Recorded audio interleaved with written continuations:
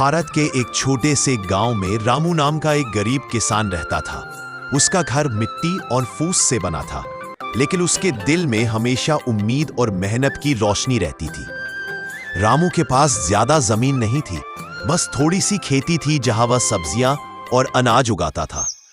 रामू के दो बच्चे थे, बड़ा बेटा मोहन और छोटा बेटा सोहन। दोनों अपने पिता से बहुत प्यार करते थे, लेकिन स्वभाव में एकदम अलग थे। मोहन मेहनती और समझदार था, जबकि सोहन थोड़ा आलसी। रामू हर सुबह सूरज उगने से पहले खेतों में चला जाता, मिट्टी जोतता, पानी देता और फसलों की देखभाल करता। दोनों बच्चों से वह कहता, बेटा मेहनत ही सबसे बड़ी पूजा है। अगर जीवन में कुछ पाना है तो कर्म करना सीखो।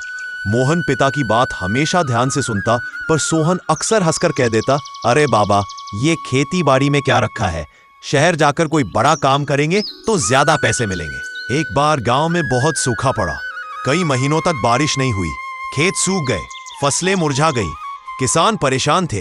रामू के पास भी बहुत कम अनाज बचा था, फिर भी उसने हिम्मत नहीं हारी।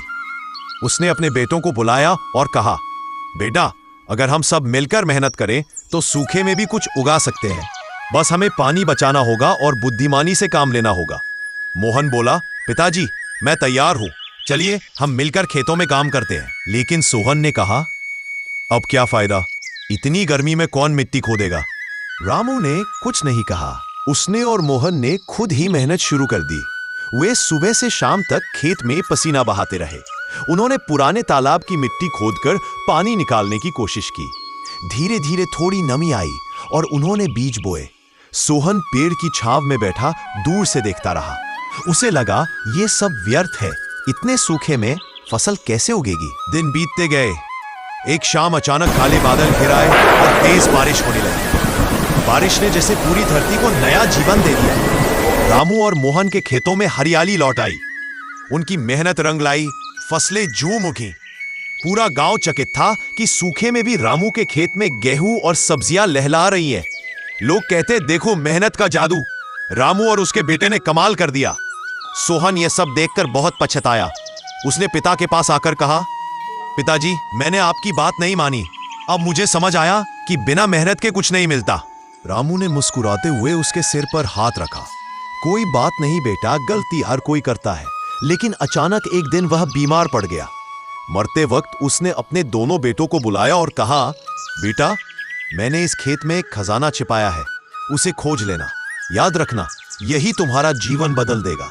इतना कहकर रामू की आंखें हमेशा के लिए बंद हो गई। मोहन और सोहन दोनों बहुत दुखी हुए। अगले दिन उन्होंने तय किया कि वे खेत में जाकर पिता का कहा हुआ खजाना ढूंढेंगे।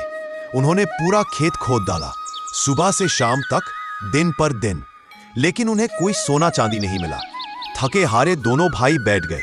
सोहन बोला, भाई, शायद पिताजी ने मजाक किया था। मोहन ने कहा, नहीं, पिता कभी झूठ नहीं बोलते।